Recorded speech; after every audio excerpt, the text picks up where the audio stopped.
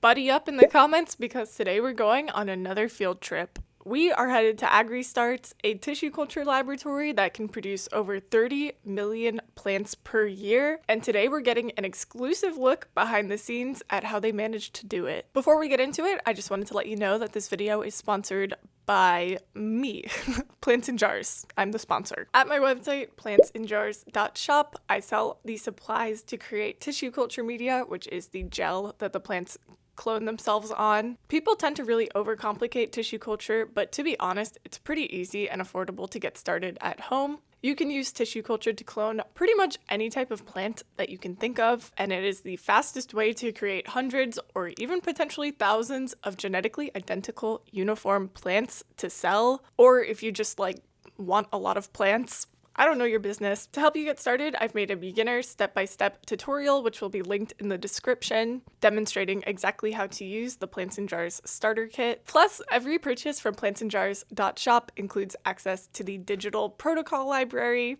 These protocols break down complex research into very easy to follow step-by-step cookbook style recipes that anyone can pick up and get started with. There are even specific instructions for working inside of a still air box, which is a much cheaper alternative to a more expensive laminar flow hood. All of the protocols in the digital protocol library are compatible with the Plants in Jars starter kit. For the rest of the supplies that you cannot get from my website, I've conveniently linked all the essentials on Amazon down below to make it as easy as possible to get started. Check out the video description to learn more about starting your home micropropagation journey. Now you know where to get the plantsinjars.shop.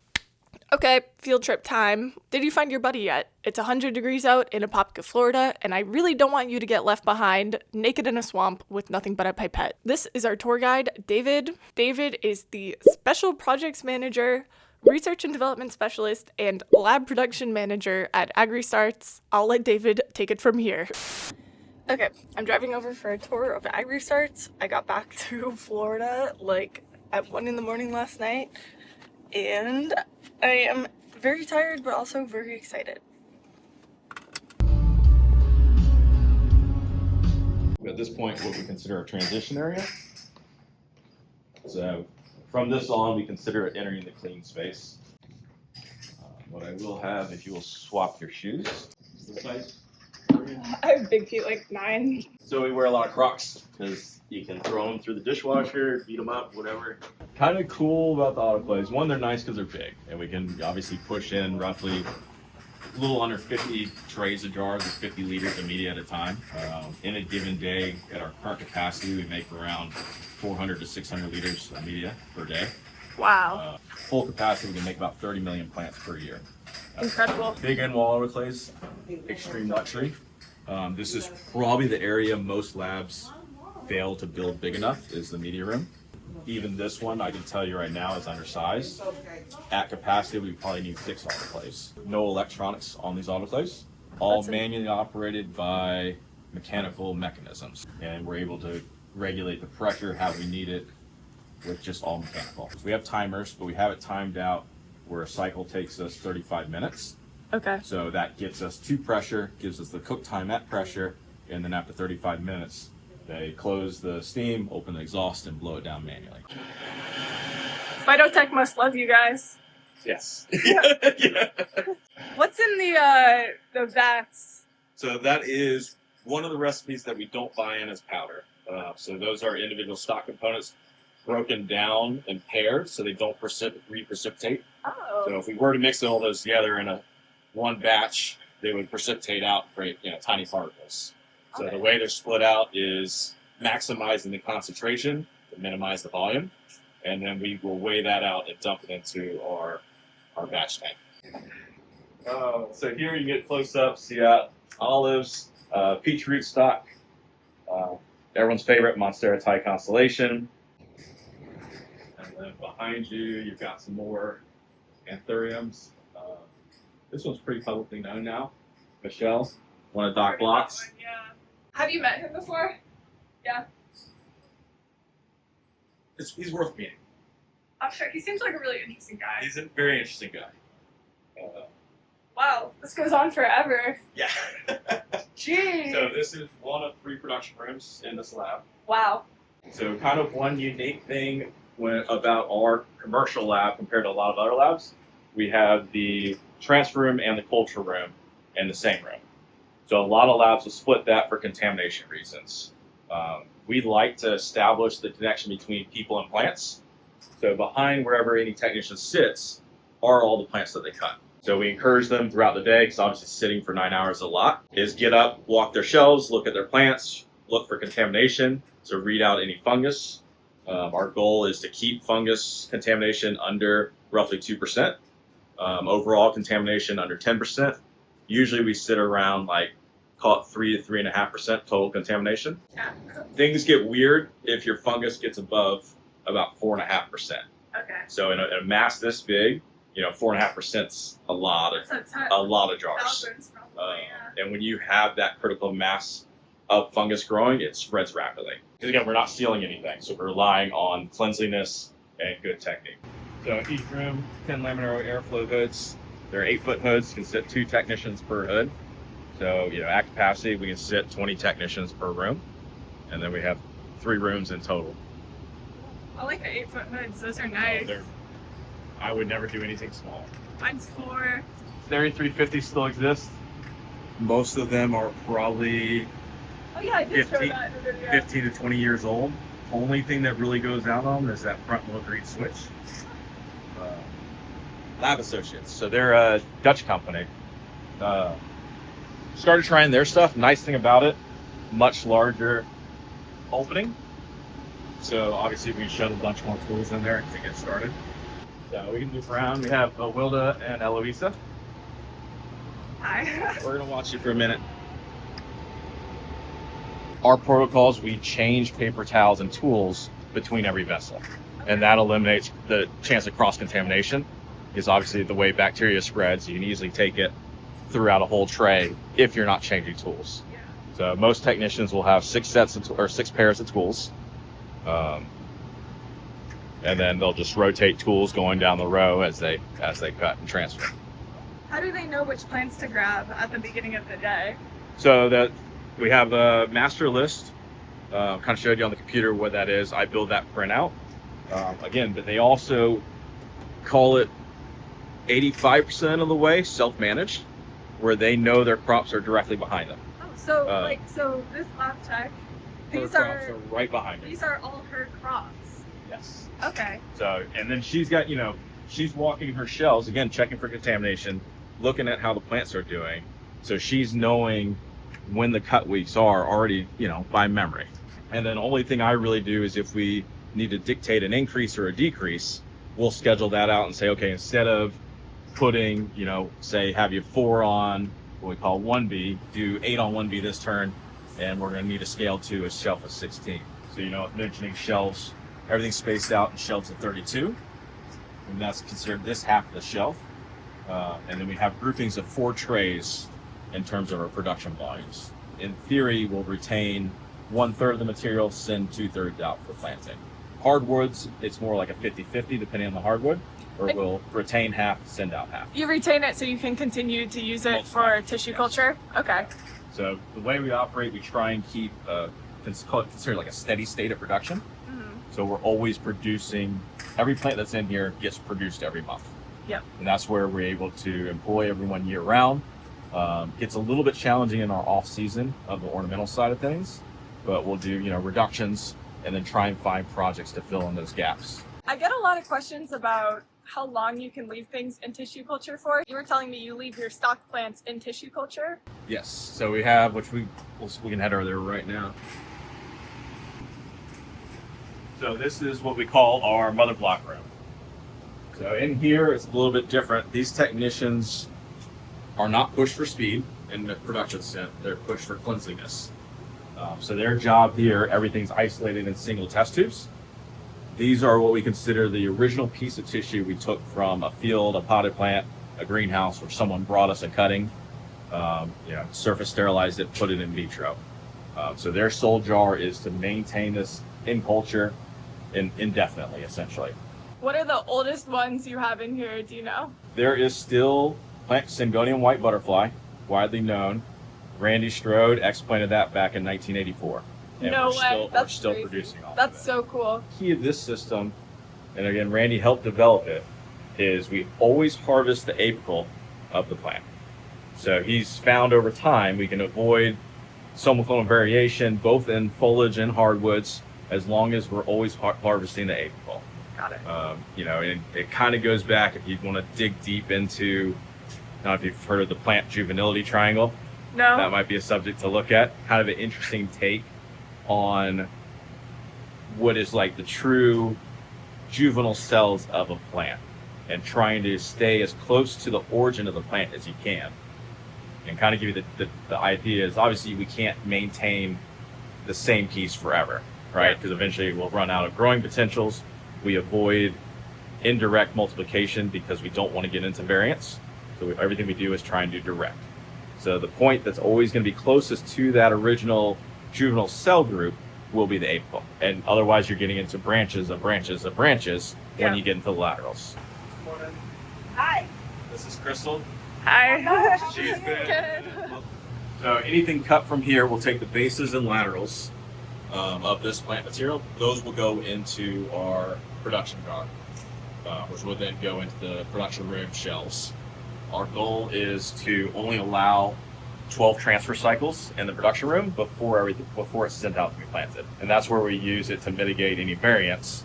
At most, if that variant happens day one out of mother block, it only undergoes 12 transfers. And it'll be a small percentage of the entire crop that we produce. So every month we are feeding new material from here to the production rooms. Our new lines, which are all dated, but you'll see what we call end dates. That tells us when it left mother block versus an I date tells you when this was put in culture.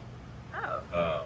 So the first date's when it was initiated, the second date's the last subculture? Last subculture, correct. Got it. And then our production jars will get what we call an end date, which is the date it was cut out off the mother. And that's what we'll track to make sure it stays in the lab under 12 transfers. I see. How do you know how many transfers it's underwent if you just have the date? We're doing 4 weeks, so we essentially 1 year. Got it. So all the plants stay in tissue culture for 1 year total, or some are shorter, right? In our production system, 1 year to cycle. I see. Mother block, indefinitely, other than a handful of called specialty fruits, where we see variation happen sooner than later. Even that, though, we're talking once we produce 1 million plants, we'll start seeing the variations. So it's not an immediate reaction where you mess them up. That's not being said you can mess up plants. You think of it, get a little more into the fine details. We have, when we put something in culture, we have an acclimation phase versus a acclimated phase, right? So anything we're in production has already been acclimated. But for that period of time where the plant's not quite growing fast, a little bit slow, looks a little funny, we call that acclimating. And that's where you want to be very careful with what you do to the plant. Historically, anything you mess up in the acclimating phase will carry over to the acclimated phase. Yeah. So whether that be hyperhydricity, something that people like talking about, if it's already acclimated, I can reverse just about any hyperhydricity. Okay. If we mess it up at the start, it's more of like a permanent mutation in that plant. So we're very gentle on new plants, which we can take a peek at across the room. And your acclimating plants will look very, very different and behave differently than what's been acclimated in culture. And typically we consider that period of time anywhere between 6 months to a year in culture. And a lot of times it's just going to be a matter of that you're not getting the multiplication rates that you expect. Okay. And if, for anyone that's buying in cultures, most of those are already acclimated and they're ready to go. But give you some, kind of baby plants that are just starting getting going, and it varies, whether we do nodal segments, whether we do shoot tips, whether we do meristem culture. These are little begonia pieces. Oh wow, they're tiny. That we've cut up. We'll look at, whenever we're explanting a plant, we evaluate, what is the plant? Where is it coming from? Is it a basal meristem? Is it something we're going to do nodal segments? And that will help dictate how big of a piece we'll try and put in culture. Because obviously bigger grows faster, but higher chances of contamination. Yeah. Smaller grows slower, but lower chances of contamination. Yeah. So a lot of your foliage items, especially anthuriums, start out at this size because we have to cut them that small to get them in cleanly. I have a friend who does anthurium culture, and he says they have a lot of issues with like endophytic contamination inside the. And that's why we're cutting them plant. that small to remove any of that, as much of that vascular tissue as we can, because the bacteria is living in the vascular system of the plant. Yeah. We also sometimes will use a vacuum chamber to essentially suck anything out of the vascular system, replace it with bleach. That's fascinating. That's interesting. High risk of killing the plant, but again, if you can't get it in cleanly, there's no point. One thing we like to pat ourselves on the back, you can say, we don't use any antimicrobes in our media. So everything, no PPM, no antibiotics, no antifungal agents. So everything is technique based. Again, woody stuff, we can pretty much do nodal segments. That's where these started from. This was an anthurium, again, small pieces. But this half mother block will house both new crops, advanced selections from breeding program, like Ty was mentioning, where we work with University of Arkansas, University of Florida, University of Georgia, where they'll hand us all their breeding lines. We'll distribute those to trial sites, both domestically and internationally, and then they'll wait for feedback. So anything you see with, numerical codes, these are all individual crosses from those breeding programs that have already passed the initial culling, and these are in theory the call it best couple hundred that they're waiting to try and release. We're closing in on 100 genera. And like I said, close to 1,000 different genotypes within those genera. The nice thing about it, once you do that many plants just become plants. We only make, for that broad range, maybe 15 different media types, and we operate on best fit box. 15 media types for all 1,000 different Genotypes, yes. Genotypes. Wow. So we find the best fit box. So you just, again, look at what the plants will tell you what they want. It sounds like I'm a huge plant nerd, but they tell you what they need. They tell you what they want. They tell you if they like agar, they like gels in. They give you different cues, and we can kind of fit those plants to those media types. If you've noticed walking through, most of our plants do not have any roots. We actually want to stunt root growth in vitro, and we're trying to encourage only shoots. Because regardless, roots take energy to produce. We would rather them have that energy go towards producing shoots. So this is set between 4 to 6 degrees Celsius, primarily for hardwoods, and we can maintain blueberries, blackberries, and other hardwoods for approximately 3 years without having to subfilter. Wow. And that's not even hitting, that's keeping it right above freezing. And then obviously low light, we're essentially tricking the plants to thinking it's winter year round. So a lot of that material's been in there 3+ years. But it's a way where we can take all the advanced selections, store, a few hundred of each. I didn't really show. We do some larger vessels, but, one tub, this will house roughly 100 to 150 plants. And then we're able to then spread those out to our regular production vessels if we need to ramp up on it. Right, so this is the vacuum chamber for cleaning like the hard to Yes. clean. So if we have anything that you believe has endophytes in it and you're really struggling with, and first stop though is always cutting smaller. Yeah. Vacuum chamber is the last resort. If we have something ultra difficult, we'll put in vacuum. Or if we're doing some kind of weird seed cultures, where they have a bunch of weird cavities and twists in the seed, we'll put it under vacuum. And that way we can remove any air pockets and make sure we have good bleach penetration. That's so fascinating. I've literally never seen one of these before. Huh. This was a cheap one just to re-get it. Yeah. I would recommend, if you had the money, get an oilless pump. And then you can do a little bit more kind of fine tuning of the vacuum. So this is culture room number 2 of 3. So similar, same setup as before. So something I always point out too, people tend to overthink lighting in vitro. Yeah. So we just run, 4-foot T8 LED replacement. These are just consumer grade bulbs. There's a lot of debate over what light's needed and necessary, what it does. I did my original research on it, call it almost 10+ years ago, when Phillips came out with their horticulture bulbs. Yeah. So we ran the whole expensive fixtures. I think back then they were like 200 a piece. We went from anywhere from 10 micromoles of light all the way up to 450 micromoles of light, and really didn't see a difference, you know. And we're somewhat unique where we're growing over 1,000 genotypes. So again, it's that best fit box.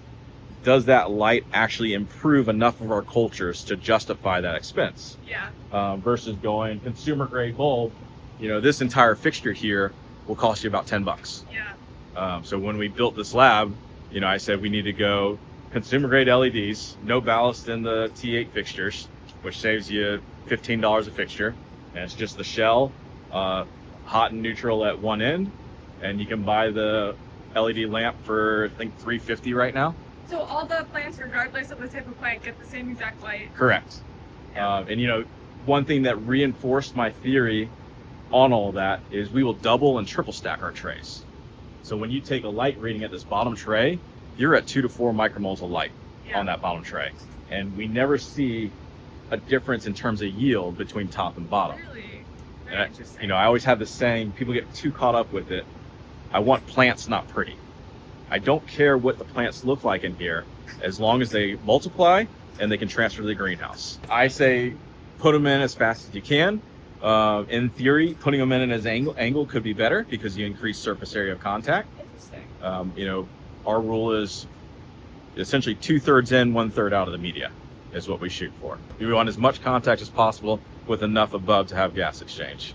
I mean, if you look at our jars, we drive them to the bottom and then we allow them to grow. Yeah, they are all the way down there.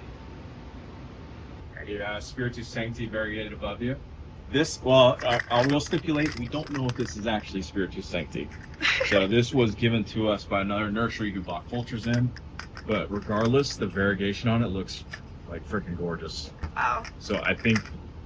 I know someone's selling one for 600. No, it's insane. It's insane. The only caveat I will say for your video, as soon as people know these things are in culture, usually the price will tank. Oh. Take that how you will. We don't care about that price. We don't ever charge those kind of ridiculous prices. Yeah. You know, we are wholesale. You know, our most expensive plant, I think, is $5 a liner. That is openly sold, and that's Tycon right now. Yeah. Realistically, as the market progresses, we expect Tycon to be a $180, $240 long term. Even if it's not Spiritus Sancti, this is going to be a neat one to see. Probably one of the more stable variegations I've seen out of a philodendron. What are So these guys? this is just Delicioso Mint. Mid-monster. Yeah, you know, again,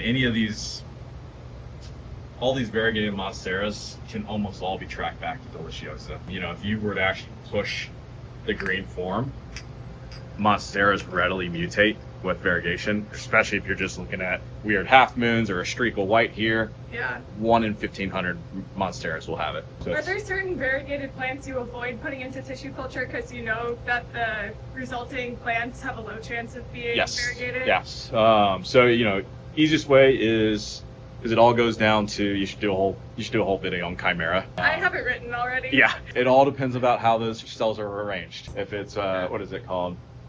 Subchimeral and not perimeristemal or whatever they call it, and it's only one part, we're probably not messing with it.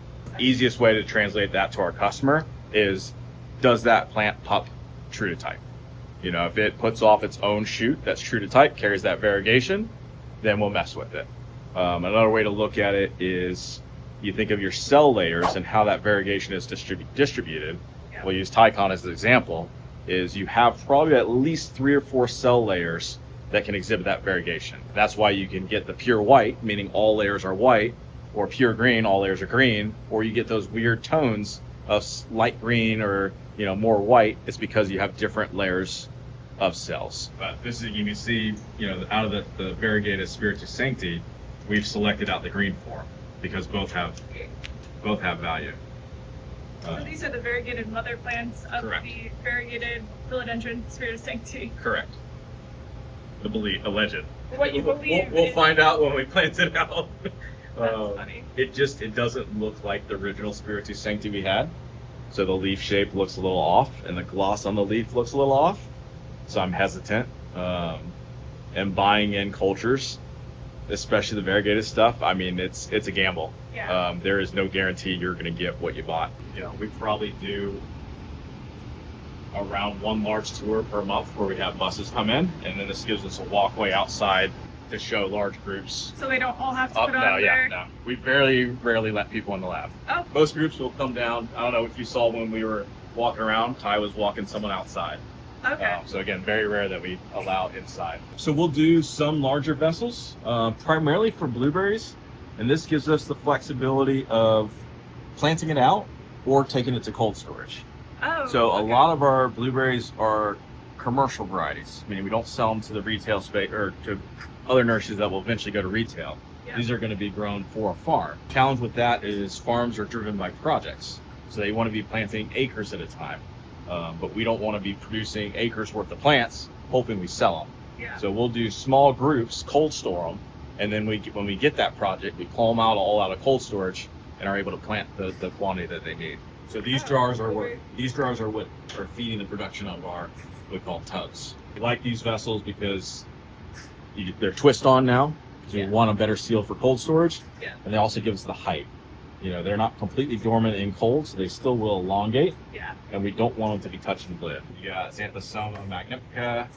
That's the thaumatophyllum we're getting ready to discontinue. R.I.P.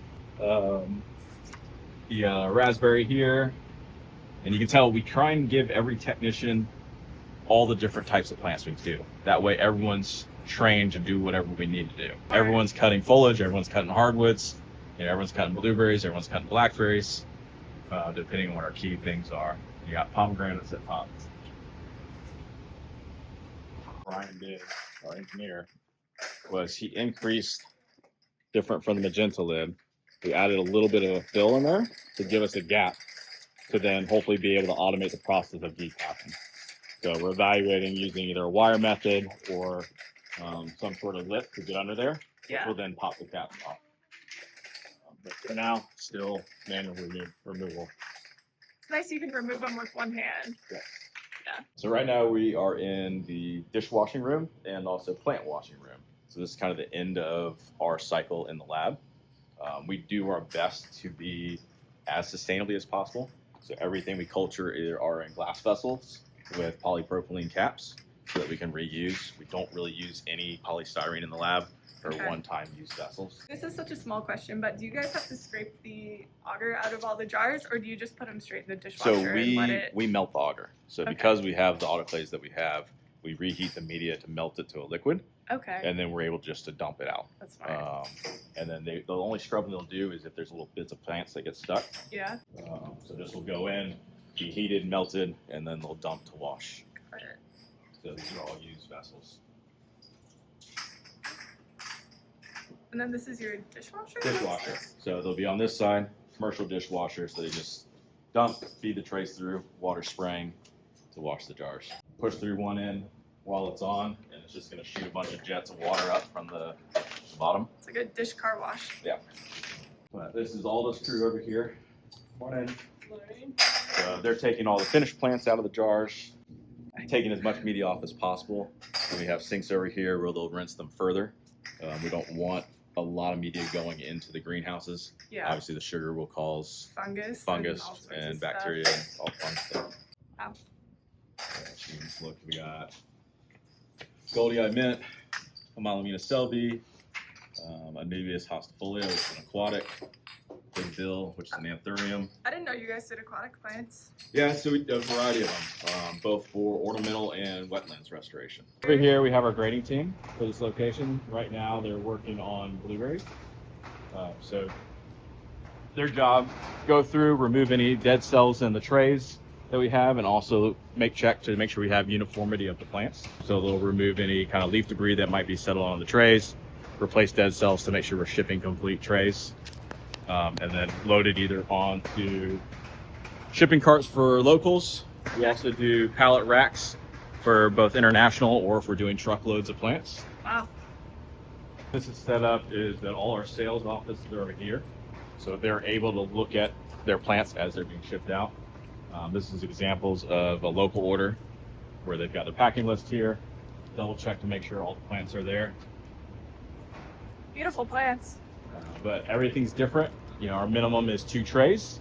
So you'll see some orders that are only 2 trays. You'll see some orders that are multiple carts. And then if it's not going local or on a pallet, boxing station here, and we'll ship, you know, UPS, FedEx, whatever makes the most sense, whether it's going ground or air, depending on the distance it has to go. In this facility, we're on ebb and flow irrigation. So these are what they call it, considered Dutch style rolling benches. It allows us to move 63 trays of plants at once throughout the greenhouse. So they'll be loading these up with substrate to be then planted in.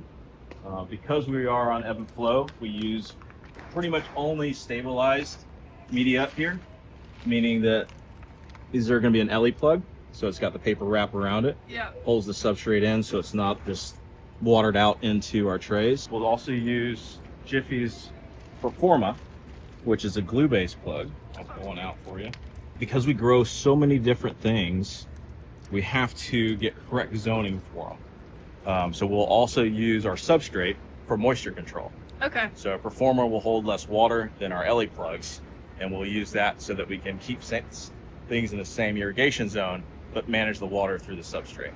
It's like a sponge. Oh, I felt these. But it's peat perlite, you know, core, all your normal stuff just in a bound plug. Fortunately not running right now, but essentially it's like makes a soil sausage with pneumatics, pushes the substrate into it, chops it, sets it in the trays for us. So we'll walk in here. This is what we call our production room. This is where they're planting all the in vitro material. So we'll wash it at where we saw all the station, or also down the hill we wash from that lab. They'll receive the material up here in either closed salad trays or black trays with covers to keep it wet. So they'll go into our mist areas for acclimating. Part of the process of doing tissue culture is your plants aren't actively photosynthesizing in the lab, which kind of reiterates the point of not needing much light. So we've got to teach the plants to photosynthesize, grow roots, and then also develop a waxy cuticle layer. And then the spray's just water, or it's like? Just water. Okay.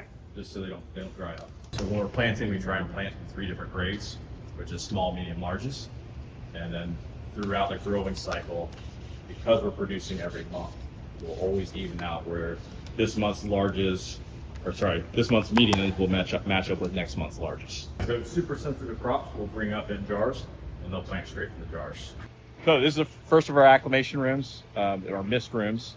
We mist by boom, which just finished running right now. It's on its way back up. Right now the boom is running off of light accumulation.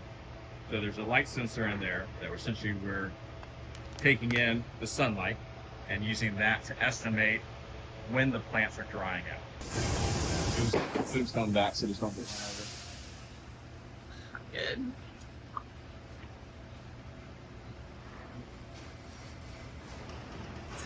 So cool. Pineapples, it's like pomegranates, kiwis, bananas, gingers. So these are almost ready to get sent out. These are probably anything with a white tag has been decided as ready to go. Okay. And it's probably more of a space thing where the next 3 beds could go. Yeah. So we can usually get around hopefully 10 degrees under ambient, which is great during the summer. It's pretty efficient, right? The evaporative cooling. Yeah, in terms of cooling a greenhouse, we have looked at it though, if you can believe it, because we are on ebb and flow and we collect all our water, this is actually our biggest water user. Really? The evaporative cooling compared to irrigating. So we collect all of our leftover irrigation water in gutters that gets repiped, sanitized, and reused in the head house. Kind of a little bit of a weird time. We're exiting our big season, so a lot of the stuff's overgrown. Yeah. So this is anything that we didn't sell during the season. You're looking at essentially alocasias. Stuff is probably getting stage graded. You got grapes here, but you'll have bananas primarily down this aisle. Typically we have about 2 runs of Syngoniums. Syngoniums are what convinced me to do it. There's a Syngonium called white butterfly. I mentioned it was one of the first plants put in culture by Randy. Anything of the illusion series of plants are all generational mutations off of white butterfly. Oh, really? So all the different pinks, call it yellows, or the waffling of the leaves, or the yellow emanation, all can be traced back to white butterfly. So this through generational mutation and selection, so Somaclonal Mutation, we're able to get all the different colors that you can see in these aisles. And what sold me on that, which is, if you think about it, and what somaclonal mutation is simply, missing something in the DNA to turn something on or off that shouldn't have been or should have been. Yeah. So what I found fascinating is that means that all these different phenotypes were somewhere in this plant's DNA, and it was just a matter of, one mutation here, point mutation, turning something off, and we get different traits. So it gets you thinking. You look at all the different plants, what other phenotypes are in these DNAs that you can access through mutation? Cream illusion. The next one, gold illusion. But again, it's all these to be tracked back to white butterfly. It's incredible. And it all happened just in tissue culture. Just in tissue culture, when you're making hundreds of thousands of these, you get the one that's different. Hopefully we catch it before it goes out the door, or our customers are nice enough to let us know that they found something unique. Wow. But this is one of our bread and butter crops where we sell this week in, week out for cash flow, and it helps keep the doors open. The other one is Spathiphyllum, which we have our own breeding program for. They're sold at like Home Depot and Walmart, right? Yep. And they all come from here, or do you have people who pay you royalties to grow it? If it has the illusion name on it, it's coming from here. But the whole left side here is missed. One hardwood we do grow down here are the olives. I mentioned that they're super sensitive, so we want instantly getting in here high humidity until they can root. So that's the Giganteum variegated planted once it's been divided. These must have been freshly planted. Yes, week and a half ago. A few Tycons down the middle there. Yeah, I see them. Pop up. But this is where, your guys will love this side. Why are these all mixed in here? Is it? They've pulled them out. Our growers sometimes play around, or they're random variants. So you'll probably see some spot variegation. Oh, I see. That's the Goldie I meant. Pretty. I think, no, that's the Tubidanthus. This is going to be a new one to market, which will be kind of neat. Oh, should I show it? No, you're fine. Traditionally, it's done by cutting, and we finally have gotten the in vitro protocol down. So we're starting to do it by tissue culture. Seems to be holding the variegation correctly. The variegated ones of these are like pretty expensive still. Which is crazy because, They just like randomly. there's one right there. Yeah, these are the chimeras that we won't try and replicate because it's just so isolated. You can't repeat that. Yeah. But again, it happens so frequently. There's no need. I mean, it's here. This one's a pretty one if you're really into it.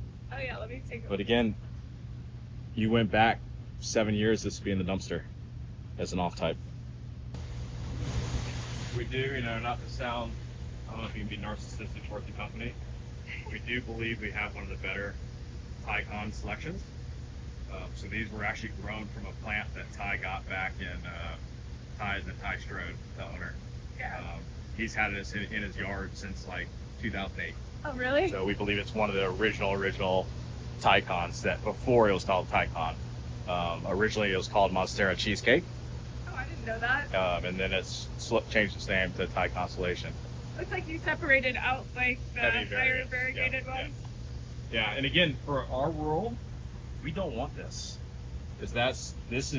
We've now established a pure white chimera in this leaf, meaning that most likely every 3 leaves will be pure white. Yeah. And reality is this will burn up in the sun. Now, I'm not saying that someone on the internet won't buy it, but not really our world of our business. Wow. And that's why Apopka's the indoor foliage capital of the nation. Sorry, we didn't film an outro. Before I go, I want to say thank you so much to David and to Agri-Starts for touring me around the facility. I really appreciate them opening their doors to me and being really open about their operations. I always think it's really interesting to see how businesses operate.